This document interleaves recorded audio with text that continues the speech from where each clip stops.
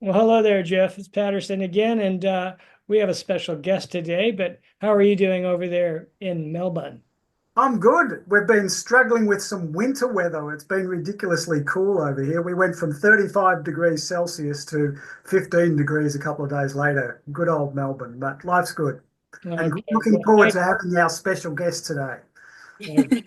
and it's been good here too. But now that you're telling me bad weather's on the way, because it always comes from you, I'll get ready. I get the merino out. But today we'd like to share an inspirational story by one of my patients, Briar, Fiditiri. I'm sorry, and No, you got it. let her tell her story of trials, tribulations through the COVID uh, years about what happened to her. So uh, she was a vaccine injured person by the mRNA vaccine, as documented by her doctors. But at the same time, I think we need to understand who she was prior to COVID in the years before. So, Briar, here you are. How old are you now? You're I'm 29, almost 30, but living up my last year in my 20s. great. And so tell me about who you were 5 years ago. Um, well, 5 years ago and a little bit before that, I mean, I don't think I ever really lost my full spark. I've always had a bit of a bubbly personality. But before that, in terms of what I was doing with work, I'd finished a 4 year stint of being overseas, working overseas. I was always working in management, HR, operations management roles. I was always very go, go, go kind of person. Um, Very busy, lots of outdoorsy stuff, lots of sports, lots of hiking and um, going out diving and going out fishing and doing all these sorts of weekends away. I was working in Torpedo 7 at the time as a distribution manager for the outbound department, so managing all the stock that goes to all the stores and managing all the online orders. And yeah, I mean, my life pretty much consisted of doing that really busy role, managing my team of between 40 to 70 people, depending on the season. And then on the weekends, I'd be pretty much going away every weekend and or working on the house. At that point, I'd bought a house with my ex-partner, and we were doing renovations. And all going away. We like to go away a lot. I mean, mid-20s, we like to go away with our friends, go out on the boat, have a few drinks, and yeah, that's pretty much what my life was like. So Okay. did you just say that you were managing a team of 40 to 70 in your early 20s? Well, yes, but that was depending. That was also including casual. So that was my team, and then I had direct reports, and then we had the different teams. I had like a night shift, afternoon shift, morning shift kind of situation going on there. But yeah, That's and very previously, I mean, impressive. I thank you. I mean, yeah, I wasn't. I mean, I was great for the. I just started this role before I got sick, so I just started this role. I had been in it for 3 months. Prior to that, I was working in. I was running my family's business up in Auckland, managing a food manufacturing business. So that was also similar kind of thing, but just food versus logistics. And yeah, I mean, 40 to 70 people, but they depended on the season. So during that time, we got in 30 casuals extra because lots of people were ordering lots of stuff for Christmas and, Boxing Day sales and Black Friday sales. So, All right. Well, Barry, you froze there for a moment, but we'll hopefully get you back. I think that what we can say, Jeff, is that if the old speedometer needle is like this, she's over there and the red line as far as activity goes prior to this. And I think that that is absolutely a testament to who she is now. But the story turns south. And let me see if I can get her back. Um, Let me just stop that video.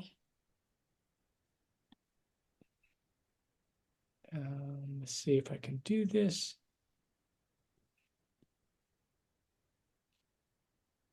She's gone away. Hopefully her battery didn't die and she'll come back on. But I think that what you can see, yes, she in her family business, it's not just a mom and pop corner dairy. There's again, scores of employees and things that she's managing, and in a capable role there, as pretty much um, a. There she is. Are you back? Nope. There's you.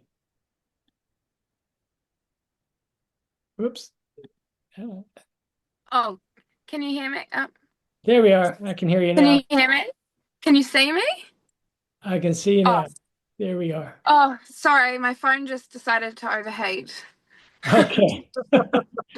Well, that's the Anyway, technical things, and we're good with that, but we're still rolling.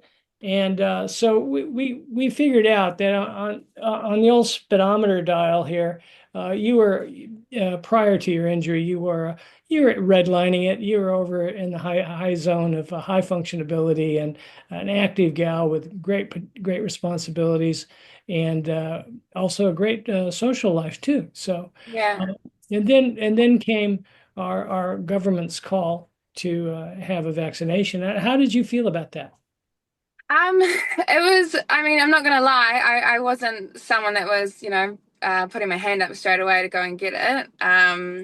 I also at the time had, which may come up later, but at the time had found out my sister had thyroid cancer. I had a scan, I found a tumor.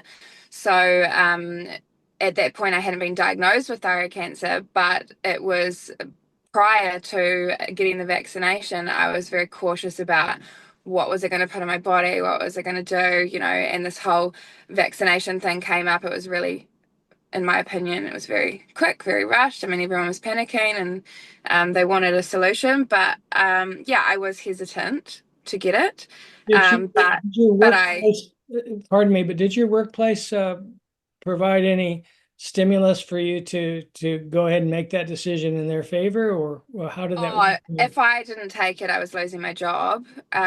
So I mean, it wasn't really, I mean, it was a choice, but it wasn't really because what are you going to do when you've got a mortgage and, you've got bills to pay and you've got a life to live? So, yeah, I mean, in hindsight, but, you Okay, know, so and again, you were not in a solo situation there. I think probably half of the country was in the same situation. Like, do this, or you're going to not be able to pay your mortgage and take care yeah. of your family. So unfortunate. But so you went ahead and did it. Take us through what transpired from the moment of the injection onward.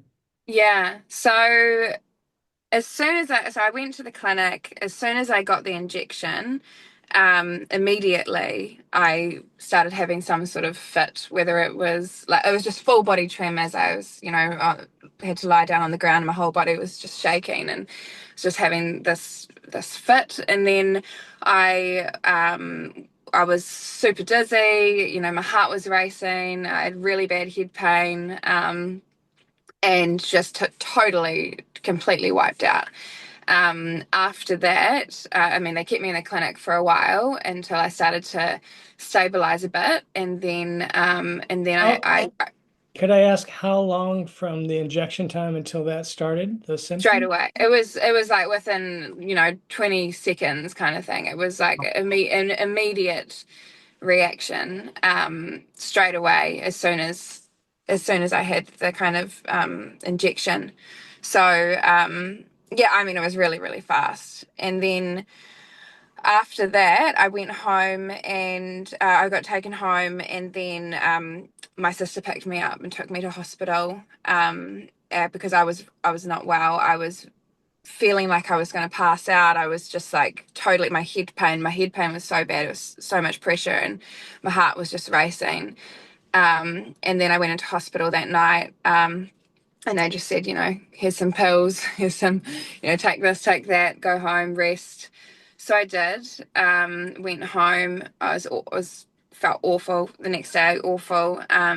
But I just tried to carry on. And then I went to work a couple of days later. I think I had maybe 4 days off, and then I went to work.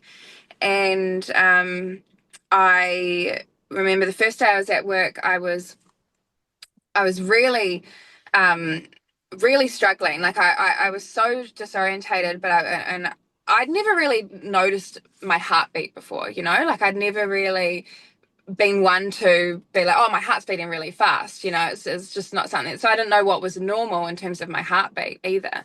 But I knew it wasn't normal because it was beating really fast, and I was really dizzy, and I was starting to kind of like get these like flashes, like feeling like I'm going to black out, and I'd go down, and I was really embarrassed as well. So, it was really embarrassing. I was managing this team. I'd only been there for, I think, 3 or 4 months at that stage.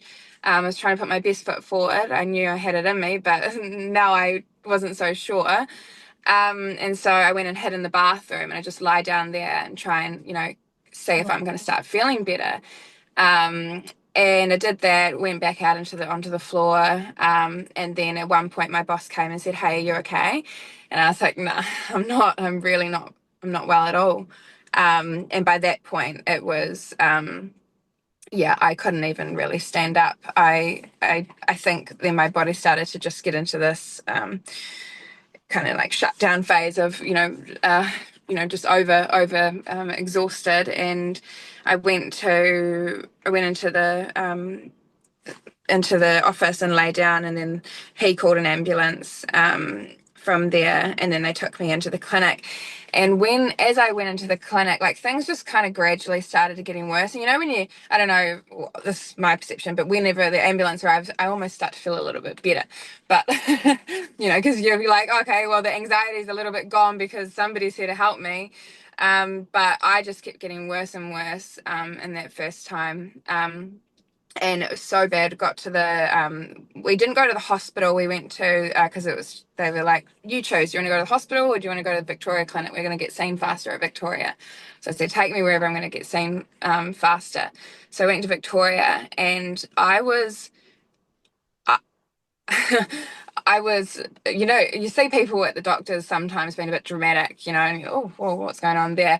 And if I had a movie, if there was a movie set up around me, it would look like that, because I couldn't help it. I was so, like, couldn't be in my body. I was in so much pain, and my chest was so tight. My chest was like super, super tight. I couldn't sit still. It's like I had to like lean forward constantly. The head pressure was just immense. And it was just like things were spiraling and getting worse, and they were checking my blood pressure and my stats, and they just kept rising. And they thought at the time that I had something like pericarditis or microcarditis, or however you say that. And so they treated me with like anti-inflammatory medication. And this was for me, I look back now, and it still makes me really upset, because I was so scared because of how my body was reacting. I really thought like I was, something really bad could happen. So I messaged all my family. Oh, Look at it now, it's funny because the amount of times I messaged my family and said, "Hey, I love you so much," but I messaged them because I was so scared. I was so worried because this was just not normal. you thought it was a possibility you could actually die. Yeah, for sure. Yeah. Because it was just getting worse and worse and worse. And it was just, and I was trying my best to calm myself down. I was like, Brian, like, you've got to calm yourself down. I'm not one of those people who's not aware of the fact that I could encourage, symptoms to appear by being stressed. So, in those moments, I'm always trying to, okay, take a breath, calm the fuck down. Sorry, can I say that? Calm down. And, I really tried, but, it was getting really bad. So, yeah, that was the first hospital kind of admission. Or and and at that point the doctor had actually submitted to ACC an injury. This is a vaccine injury, which got declined. Oh, it And was declined. Okay. yeah, well, at that time, they'd come, ACC had come back and said, no, no, these are normal symptoms. Don't know what's normal about that, but okay. So anyway, we forget about that. We forgive. Okay. So just to So that, interrupt there, sorry, yeah, Patterson, what's your take on what the body's doing there? It's like an allergic reaction. Is that the way to describe it? What's it's the more than that. There's so many different pathways that an mRNA genetic manipulation can go. You're taking basically a gun and shooting it at a row of ducks, and those row of ducks are flying out to to pollinate the next generation of ducks, like 20,000 of them, which are going to go around the world and make 20 million different proteins, actually. And so if you hit the wrong duck, you can cause problems in coagulation, you can cause problems in neurotransmitters, you can cause problems, as we're seeing, because this is the cluster of symptoms that go with this, in pericarditis and inflammation and those types of things, and cardiomyopathy. So we have to say, we can't say it this causes that, but we can say there's this cluster that goes with it. And of course, Briar, over the next between the time we're talking now and the time you saw me, how many months was that? Because you saw me in I February. think so. I believe I saw you February 2022, Yeah, and this was December 2021. Oh, no, no, yeah, no, no. yeah. December 21. So you saw me February 1st, 22. Oh, was it? No, it was 23 23. because it was 2 years. It was 23 because it's 2 years ago from Yeah, this month. yeah, that's right. Yeah. So I went a whole year of suffering before, I saw you. And And then how many times over that year do you think you were seen by practitioners for symptoms or hospitalized or in the ambulance? How the well, from the day, so I just had a quick look back at my history, because I was also interested. Um, over from a year and a half after the vaccination, a year and a half later, I can count at least 32 doctor's consultations, and I believe 10 or more hospital admissions and ambulance and hospital and hand in hand. These Yeah, at least 10 of those. Um, Especially within the first few months. I mean, there were times where I would see my doctor every second day. And I had my doctor gave me his personal phone number to message him on during this first few months. And then unfortunately that doctor moved from the clinic, and then I kind of had to hand over to another doctor. But by that time I had started not managing, but in a way managing my own health, and what I needed to check, what I needed to take or do, or who I needed to try and see. And it was a little bit more not comfortable, but comfortable with taking charge of what was necessary in terms of like what sort of doctors or specialists I might need to see to find out actually what was happening with me. Because going through the whole process with the doctors, it was constantly like, we don't know, like we have no idea, this is new, obviously you're having a reaction, we don't have enough data on this, maybe in a few years we will, once it comes out in the UK and other countries where there's more population, maybe then we'll have some more idea on how we treat this. But for the meantime, here's my number, and call me if it gets worse. But even when you call me, I don't really know what to do apart from prescribe you some, like nerve blockers, anti-inflammatories, hardcore painkillers, all sorts of hard drugs that I didn't really want to rely on. So okay. So perhaps I'm guessing your whole life was on hold. Like, did you stop work and all of that, yeah, or certainly would have messed up work? yeah. Well, so I it was really hard. Yeah. So basically, because I only got one vaccination, I then couldn't go to work. So that was almost a blessing in disguise. Mhm. I couldn't go to work, so I was working from home for a couple of months. Then after I got cleared to come back to work, I then which was so funny because only a couple months after I got the vaccine, then the government said, "Oh, good, everybody's okay to come back to work even if you don't have it." So it was all for fun. So then I came back. I was there for a couple of weeks, but I think within the first even couple of days, so I came back to work. I was in the office, and then I was having all sorts of reactions. Like I was sitting at my desk, and now I was really sensitive to this, which I now know is like the Oops, we froze again. Sorry, Briar, we froze. You were really sensitive, so hopefully your phone is not overheating again. Yeah, the thing that I'm hearing is, first of all, there's this reaction, I'm fitting well, doing well.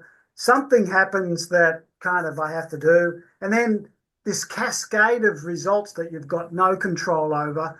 The people you'd normally turn to for support don't know how to support you and help you. And they're kind of just throwing helpful suggestions in, a bit of anti-inflammatories, a bit of this and a bit of that. And no one really knows what's going on. I'd be distraught. I'd want some sense of, I don't deserve this, but also, come on, give me a way out of this, guys. That must have been horrible. Yeah, and I think that when I met Briar, she was in quite a state, being emotionally and physically exhausted from the previous 15 months of the cascade of these things, and by her taking some responsibility and putting things into action, she was actually improving upon her symptoms slightly, and that was great. And Oh my goodness. she's back. I'm back. Well, first, hold on. I'm gonna connect to my laptop now because my phone's just on there for the second time. Okay. I just ran in the office. So Hold I on. kind of get that there was almost no choice but to take control of your health, because giving or having other people contribute to your health was just not working. Nobody had any answers or any solutions. So grabbing it back was Yeah. kind of like not quite the last resort, No, but was I mean, a turning point that was significant. Hmm. Do you have to log back in when you switch to your computer? sorry. That's all right. I'm going to try. I'm just going to sit you. Where can I sit you? Sit you there. But yes, you can talk to me at the same time now. I just had to plug in. Okay. Sorry, what did you say exactly? I just say, did you have to log out to get back on the program with your other computer? Oh no, I meant Jeff. Just the question that he asked It before. was more around that it was almost like, did you feel like you didn't have any choice but to take control back? Oh yeah, absolutely. I mean, it's it's a interesting kind of feeling that I have now about it because now that I'm well, I think of the people that don't take control over their health. And, and it's not that I say don't listen to your doctor. It's just there's more out there. Like there's so much more that doctors don't know. Some doctors do, some do, some don't. Depends what they've, if what they're passionate about and what they, and what they've been educated about. But, you've got your doctors that are, very, know a lot of information about, the what's the word, the can't remember, the like medical side of things with the drugs and whatnot, but then you've got your like nutritional side of things, which not all doctors are educated in, so they can't really give you the best advice around what are the other things that you can do sometimes. So yeah, I mean, I learned very quickly that one, the doctors can only give me so much information, but two, that's not the only solution to things. Is what the solutions that they're giving me isn't the only options. Which the solutions at the time were just load me up on lots of drugs. But I knew that that wouldn't be practical long term. I could end up with all sorts of other problems from the adverse effects of all those other drugs that I was then going to be prescribed. So yeah, I mean, it really was a matter of I have to take control of this, and also to get the answers that I needed or to get the test done that I needed, I really had to push. I mean, I was really lucky that I had private health insurance because the requests that I would put through, some of them, any requests that got put through, for example, to the neurologist, I had a request put through to the neurologist from my doctor who had said she needs to see a neurologist. This went through the what is it called, the district health board, or Yeah. the it went through the system anyway. It didn't go privately. Not sure how what the terminology that is. And it got declined. And although I'd had all these symptoms, and this had been almost, I think, maybe 10 months worth of history, and it got declined. And it was only when I said, okay, well, whatever, send me privately, then I'm going to, pay for this. Then it got accepted, and I saw a neurologist, and that was the start of yeah, like a lot of reassurance, to be honest. Not that it wasn't that I already kind of knew what I had by that stage.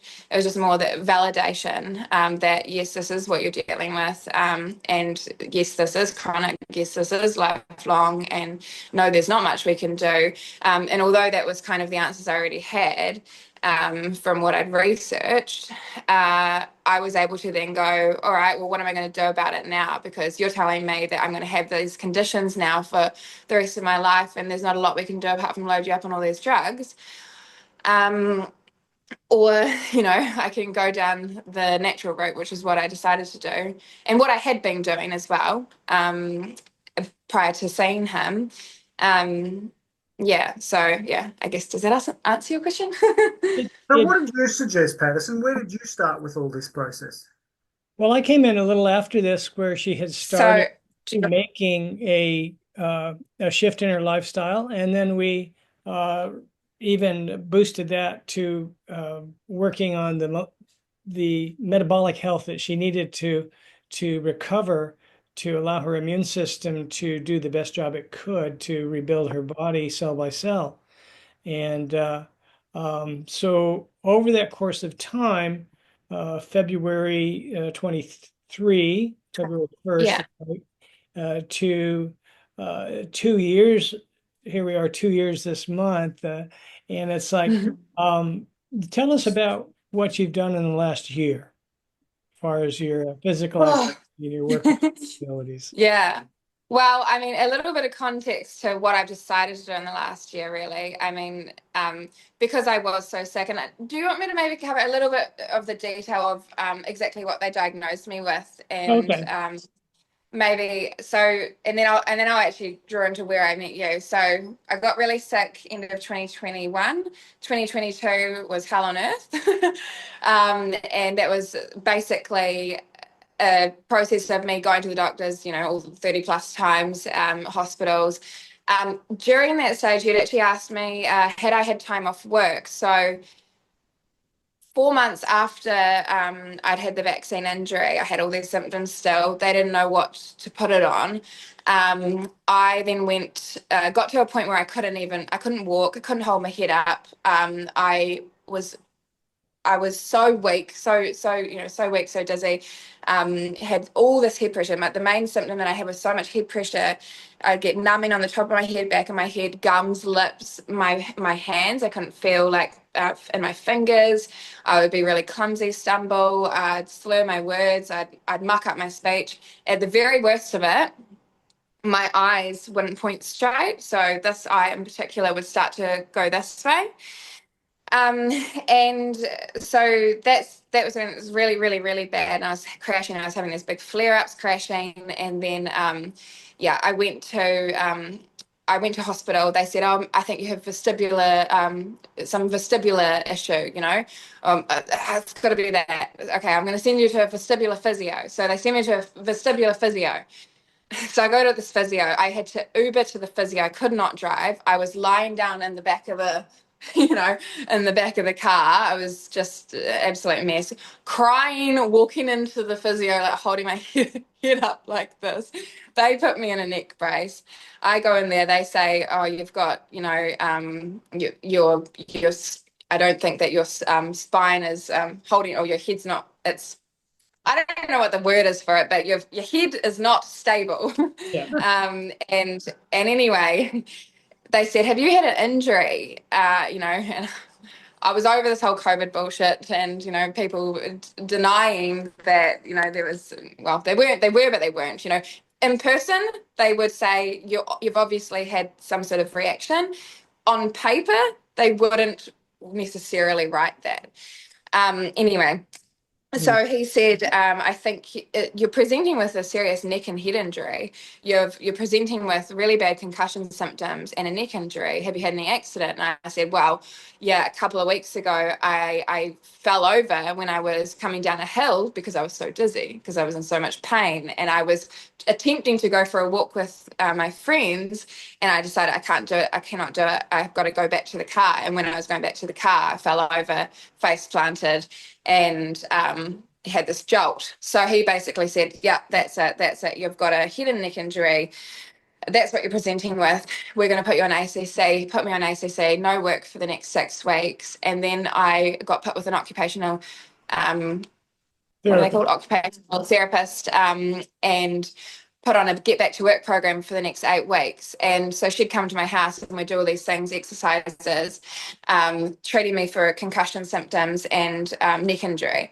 And although, I knew very well, okay, this is not it, but whatever, I was like, that whatever relief I can get, I'm going to take it. And it did help me because I was having this break. I was having this break from work, the pressure, the mental stimulation, and I was also having these therapies. I went back to work. They set me up like I was a concussed person. I had to have dim lights. They took the lights out above my desk. And all that, because when I would go to work before that, I couldn't sit at my desk for more than a few minutes before starting to feel really weak and wheezy and unwell. So anyway, that was still in the first year, in the first few months, but that was the first stage. And then anyway, that happened. My relationship also fell apart. This suffered through that. We broke up maybe 8 months after I got sick. And Oops. Here we go again. We have a unfortunate that. What a story, huh, Jeff? Think that a testament to this young lady's tenacity and what is what Yeah, a that's the bit I get caught up with. It's like life's going along and then just getting it tipped upside down and not even getting the answers, but kind of getting dismissed about what actually happened. Because I was kind of like, when you introduced this, I thought, okay, how do we know this is a result of the COVID injection? And it's like, given the response was almost instantaneous, I think it's pretty bloody obvious what the response was. Like, and I'm not even a doctor, I can work that one out.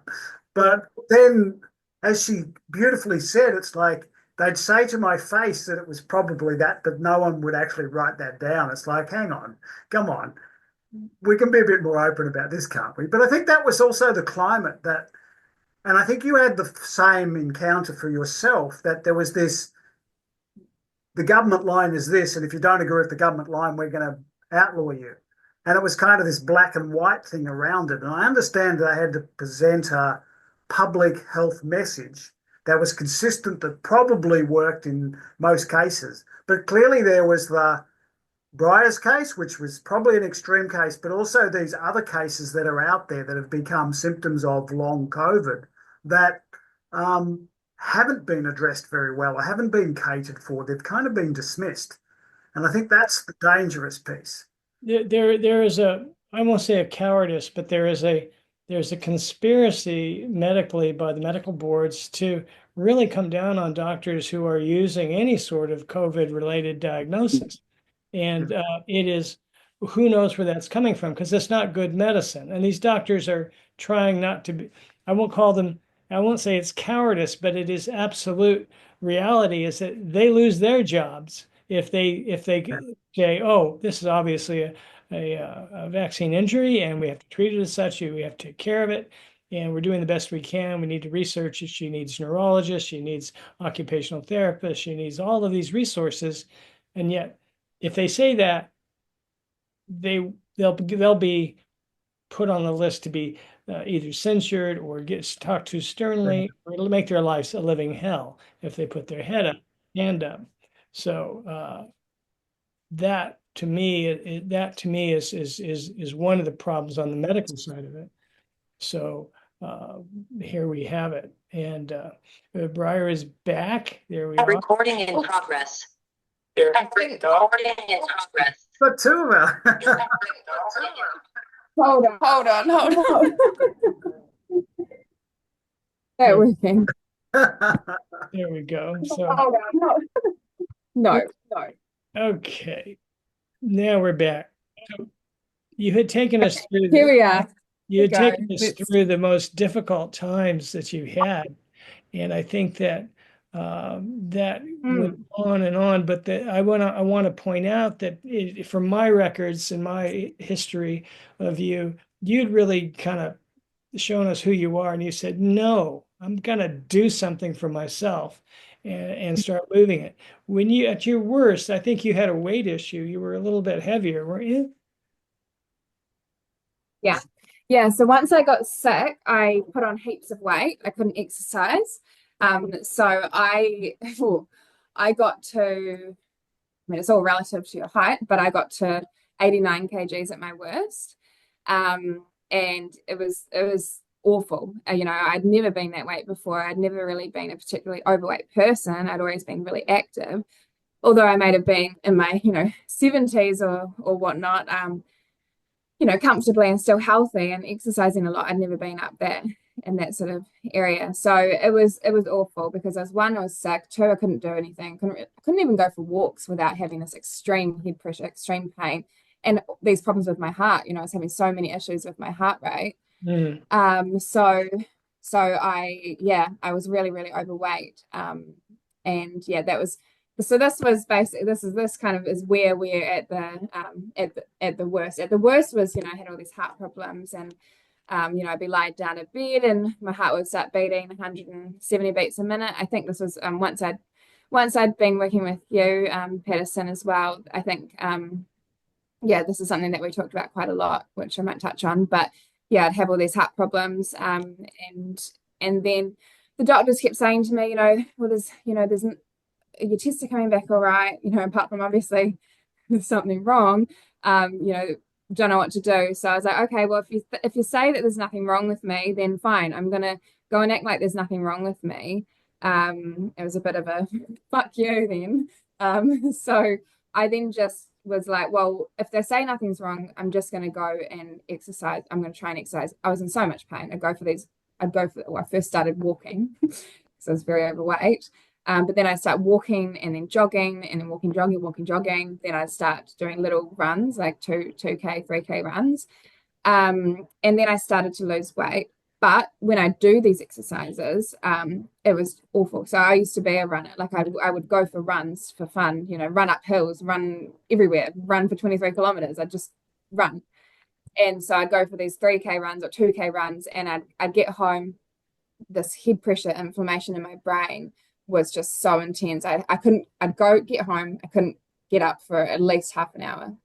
And when I would get up, I'd be very dizzy, very, very in a lot of pain, but we'd just do it. We just kept doing it because I wanted to get better. So did that, persisted with that. And I did get a little bit better, and, I'd obviously gone through the breakup as well. So that was also a little bit impacting on my health. But I was really determined. I was like, I can't live like this. This is killing me. And I need to get it back. Otherwise, what is this life? So yeah, keep doing that. And that's when I met you, Patterson. I'd lost, I think when I'd met you, I had maybe lost 20, not 20, maybe like 12 kgs. I think I was maybe sitting around 77. I'm not sure. Oh yeah. Oh, good memory. So yeah, I think I'd lost a bit of weight by then, but I was doing these, in kind of intense workouts, I mean running, I mean it's quite hard on the body. Well, for me then it was. And and that wasn't really appropriate, I think, maybe in your professional opinion as well. I needed to slow things down and be a bit more gentle. And me being me, I don't like doing that. But I listened. I did it. I did slow down. And yeah, I came to you originally because I had this thyroid tumor. And and little did I know that when I came to you with this, you would solve my other problem, main problem, the thing that had been controlling my life for at least the last year, which was my vaccine injury and all the problems that came from that. And it was like killing two birds with one stone. And yeah, I mean, completely turned my life around. And I got your contact from my dad, because my dad said, "Oh, please just try, maybe try something else before you go down the road of getting the whole, thyroid removed." And so I said, "All right." So I emailed Patterson and I said, "Hey, just want to let you know, I'm really desperate. I've got this thyroid, tumor, and it's been now diagnosed with thyroid cancer, but my sister had it, and also I've had this vaccine injury. Here's all the lists of the symptoms that I've had and whatnot, blah, blah, blah. Can you help me?" And he came back really, really quickly the next day. And then I think we had a call that next day. And you had said, "All right, here's what we're going to do. I'm going to get you to do this 4-day water fast." Which now, I'm like, yeah, let's go. Let's do a 4-day water fast. But let's do a 4-day water fast, and we'll start there. And I did that. And I felt great. I looked great. And afterwards, that was the very first time that I could go for a walk, like just a walk, without having any pain. And I went for this walk with my friend, and we were walking down the road, and I got down about like 2 minutes, and I was like, what is going on? Like I'm still walking. I'm still okay. I don't have this chronic inflammation in my head. I don't have this like really bad head pressure. What's going on? And I was so happy. We went for maybe like a 2-3 kilometer walk, and then got back home, and I was like, wow, okay, something's changed. Then I was pretty good for a couple of weeks, pretty good. I still had a lot of symptoms, but I was pretty good. I was pretty good, on a scale of what I was, from what I was. And then I went and I ate a taco that had been soaked in butter and soaked in cheese and all that sort of stuff. Yum. And within 30 minutes, all my inflammation problems came back. Wow. I was in so much pain straight away, chronic inflammation in my head, dizziness. I was like, oh, fuck's sakes, here we go again. I thought I was cured, so yeah, Patterson, can you tell us what's happened there? So what's the fast done in the first sense? And then what's that taco done in the second sense? How does that work like that?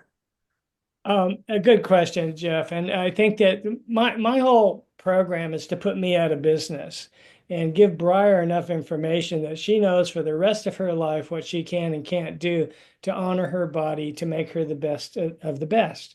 And so the first thing we had to do was start the autophagy cycle and clean her body out of all the crap that was in there and all the scar tissue and all the inflammatory exudates that were all over her body. And that's what the fast was doing. But it's not one fast that does it all, unless you go for 40 days or something. But no, I didn't recommend that. And so that first charge of the anti-inflammatory response from the fast was quite dramatic, and that was brilliant. But it's not the cure. It's part of the lifestyle initiation and getting her metabolically correct, her blood sugar, her inflammation. And then so she had been on my diet. She broke the diet with a whole foods plant-based diet, broke the fast with a whole foods plant-based diet. So she's doing a really nice diet for a couple of weeks. And then she has some animal proteins and this taco that has in it oils and things of that nature that push the pro-inflammatory pathways when she doesn't have a lot of room to push like you or I.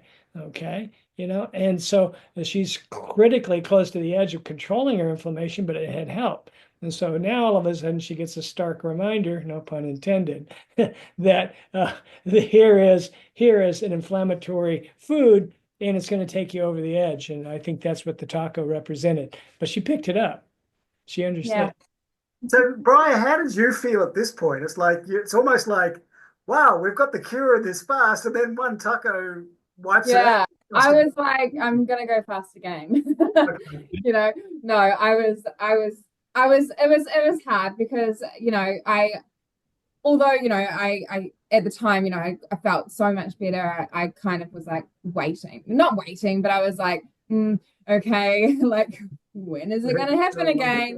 What's going to happen? And then of course it does. It's the freaking taco, of all things. And I was gutted. I felt really bad, but I felt a lot kind of safer, and I felt like, okay, it's all right. We've been through this. We can try again. There's a solution. It worked, it worked before. It can work again. Let's just see what we need to do now. Do we do the same thing? What changes do we need to make? And so I believe we did another fast pretty soon after my first fast. I think we did 3 weeks, but we normally do a month on recurring basis. And I think that's probably a good prescription for a couple of years in people's lives when they've had such a severe response. Yeah, exactly. Yeah. And I did that, and then I started to see improvement. I mean, my weight came down. I mean now I'm sit at like 65 kgs. So going from my worst at 89, now I'm sitting at 65. At the lowest, when I lost all my weight and I was really stripping down, and I was really like, I was really into my fasting as well, but really trying to clear out the system. I got down to 59 kgs. So I lost 30 kgs in total, but I comfortably sit around, I think around 63, 64. I think that's a good weight for me. So a healthy weight for me. So I think Pedersen agrees maybe. Yeah. My question is being that you're primarily a plant-based diet, whole foods, low oil, moderate protein. How are you feeling on that? Yeah, I mean, I always was vegetarian. So, I mean, people go, oh, but how can you go without meat? I'm sorry, guys. I've got a quick start in this area because it's quite easy for me. But cheese was my meat, so that was really hard. I mean, I loved dairy. I drink just milk straight out of the bottle. So now I'm doing that with almond milk. I'm a bit of an almond mum, as I don't know if you guys know the term for that, but maybe people watching might. But yeah, so I feel really good. I mean, I've been now 2 years. I mean, the first year with you, Pedersen, was really on getting my nutrition right, making sure I had the right I was taking the right supplements, making sure my levels were where they needed to be, making sure that my the food that I was taking in was anti-inflammatory kind of foods, making sure that my diet was clean. I mean, for the first year, I mean, Pedersen told me don't drink any alcohol, but that was really hard because one of the things that I actually found sometimes, and I think I mentioned this to Pedersen, was when I was in so much pain and having this inflammation and having these problems, having a beer was actually helping my symptoms, the pain that I was having in my head. And I'm not sure if it was because of the like alcohol effect or if it was actually something to do with like the blood thinning or whatever it was, but it's the hops. Oh. fermented hops have a great anti-inflammatory effect. Not that alcohol does, but it may have been some benefit to your biome. Yeah, well, so for me, I was like, oh, but that's kind of like, that kind of helps me, but it kind of doesn't. So yeah, for that first year, I mean, I weaned off. I mean, I wasn't really drinking a lot of alcohol anyway, but I like to have a wine with dinner or a beer. after work. And so I slowly stopped doing that. During this time, though, this is probably when my heart problems, actually, it was after having a weekend drinking some alcohol that my heart problems really set off. And I think that maybe you could explain maybe why a little bit, but my perception of it was, I mean, I'd been so exhausted. It had been like a year and a half by this point of being chronically unwell. And although the last kind of few months I'd been getting better to some degree, and I've been doing all this fasting and changing the way that I move my body and exercise and what I eat, I would still have these flare-ups. And what would happen in those for me was I would start to get really weak. I would start to get really dizzy. I would start to get inflammation. I would start to get lots of pain in my head. Then I would start to, what's the word? Yeah, it would just go downhill from there. And at those points, I'd actually moved, I changed back and came back to work for my family business. And it was a blessing because I couldn't work full-time hours anymore. I was just too sick. So I'd left that previous job, come back to my family business. I was probably working maximum 20 hours a week, if that. And the 20 hours that I was working, most of it was in my bed like this with my laptop because I couldn't actually sit up, you know. So I was really lucky because I could do my job kind of, and I could pay my mortgage, and sorry, I just had a notification. But I could start to get better because I had a little bit of a break. And sorry, I forgot where I was going with that because that notification distracted me. Yeah, I think that's the unspoken thing about being unwell, though, is one thing is you've got to manage your own health, but it's all these societal things you've got to keep going, like your mortgage and social interactions and that. They're the ones we don't talk about. And often as a doctor, like I'm not a doctor, but the doctor treats, this will fix your heart. But it's like, who's looking after all this other stuff and having that support network? As you said, you were fortunate you had a family business, you were able to get a job and keep that going, but would have been tough otherwise. Oh yeah, I mean, I don't know how other people would do it, and that's sort of the same thing I said before about, you know, the people that don't think there's any other options out there. You know, the people that don't really have the luxury of having support is one factor, and then the people that maybe aren't necessarily educated enough to know that there may be other solutions other than what the doctor's saying. You know, so they're stuck in this place where they've got these damning diagnoses. How do you say it? Tell me. And they just sit and suffer. And I, because I was, you know, doing all this research, like, what have I got? What is like wrong with me? You know, before I did get diagnosed with conditions, I was joining these groups that had similar symptoms to the issues that I was having.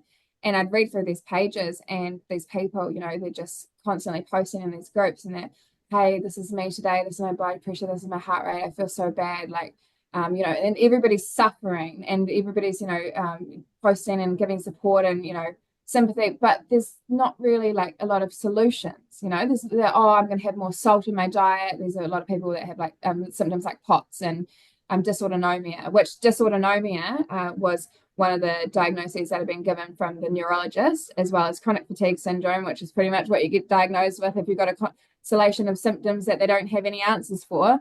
And then I think, what is it, encephalomyelitis, or something to do with the inflammation of the brain. And, you know, so I was in these groups watching and reading, and it was really hard to see. And, you know, then me, now coming on the other end of it, sometimes I post in these groups and I say, try this, do this, you know, do it. But people also, maybe some people are naturally lazy. I'm not saying I'm very naturally lazy. I want the easy route, you know, I want the easy route, but I didn't have an option. I really felt like I was dying. So I was like, I've got to actually do the hard yards. I've got to do this 4-day water fast. People go, how did you do a 4-day water fast? Well, I couldn't walk, I couldn't work, I couldn't like eat what I wanted. Like, you know, I was suffering. I was in chronic pain. It'd been like over a year and a half. How do you, how could I not do it? I didn't have any, in my mind, I didn't really have an option. I wanted to try anything. And I did. I tried so many things. I mean, I did all this. I did all the woo-woo stuff. I mean, I did the energy healing. I did the kinesiology. I mean, all great things. But to a lot of people, that's all the woo-woo stuff. But I love the woo-woo stuff. So Personally, yeah. you talk about 7 pillars around lifestyle medicine or lifestyle medicine. We've talked about a couple, like diets obviously come up, fastings come up, autophagies come up. What were the other things that you started to work with Briar around? Well, first off, her sleep is one thing. Sleep is very important. So we address sleep hygiene and things that she could do to sleep better. We talk about social connection, and she has a strong network of people around her, so that's great. We talked about the process of meditation and helping the brain to heal by stimulating the chemicals during the meditative process that the brain likes to make. And so we put all these things together, and so 1 + 1 now makes 3, and it has that additive effect. But it doesn't happen overnight; it happens over time. And so what we're finding, and particularly today, I've got a book here that I have just received straight off the press, literally the first edition. Fasting cancer.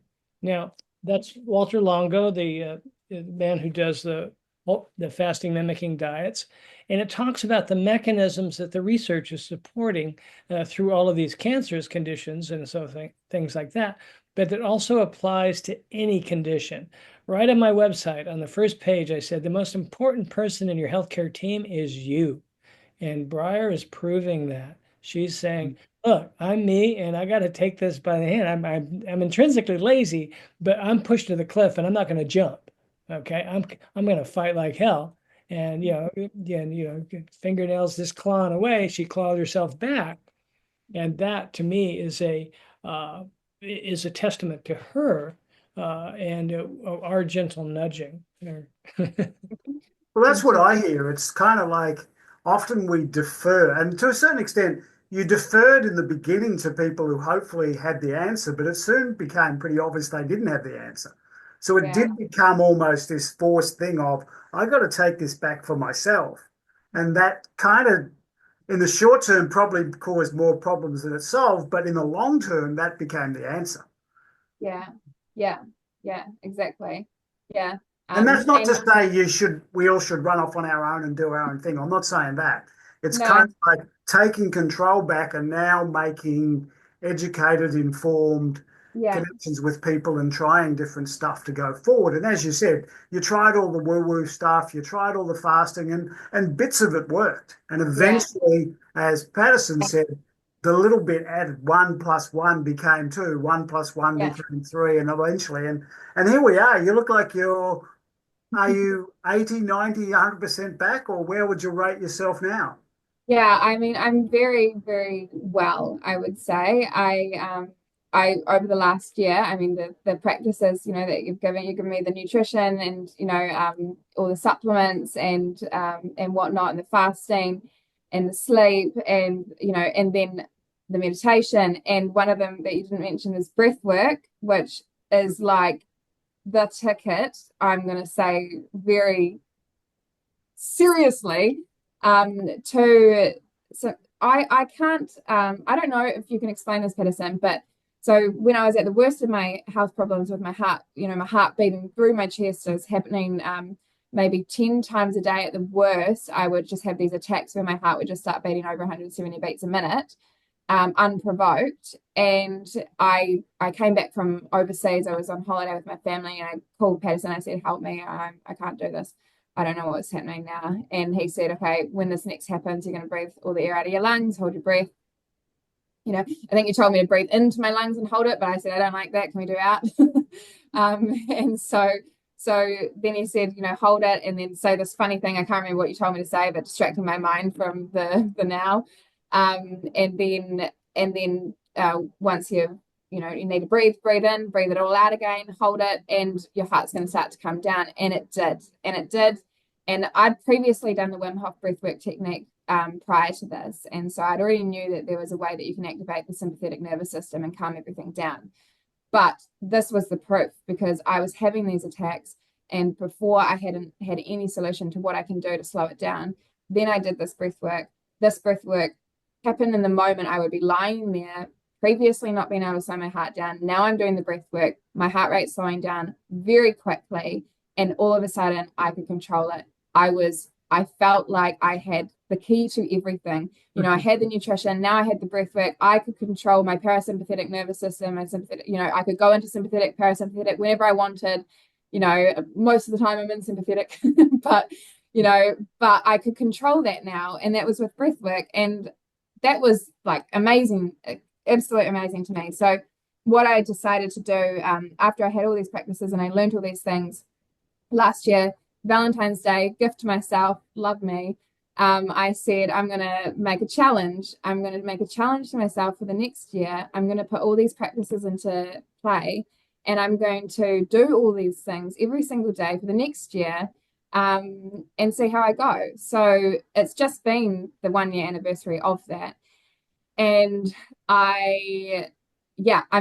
so the things that I said, I'm going to exercise every day. I'm going to drink filtered water. I'm going to eat a vegan whole foods diet, no sugar, which I haven't had for 2 years, no caffeine, no alcohol, grounding every day. I think I said breath work already, meditation, and grounding. I'm going to go outside. I'm going to see the sun, like all of these earthy things. You know, I'm going to read. I'm going to actually read. I'm going to calm my mind down. I'm going to focus. I'm going to read, and I'm going to do that every day for the next 365 days. And I won't lie, there were days I didn't do everything. Oh, come on. I tried. I really set myself a hard challenge, because I said I'm going to do all these things and I'm going to record it. So I said I'm going to do it, record it, and I'm going to post it on my Instagram page. And I got really good at doing it and recording it for maybe 3 months. And then I was like, this is like a full-time job. I don't want to record this every day. So I record maybe once a week, or do some things and let everybody know, yeah, I'm still here. I'm still going. But it was more like a thing for myself. I wanted to keep this documentary of like, what have I done? Why am I doing, and also to help other people. And I did have people come out and message.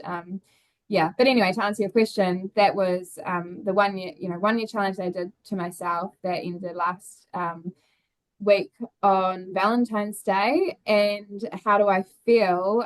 Well, I went for a 25-kilometer run the other day. Wow. For fun. Oh, for fun. No race. Nobody told me to do it. I said, you know what? I was feeling really good. I went out to do an 8-kilometer run. I started feeling really good. I got through 6 kilometers. I went, honestly, it was as well. This is 8:30 p.m. at night that I started this on a Friday.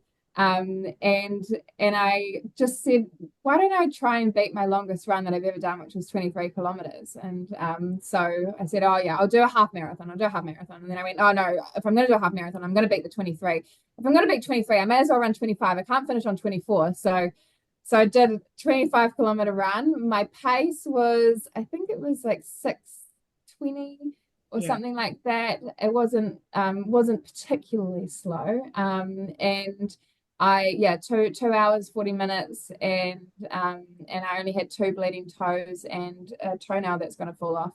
So I think that's pretty good.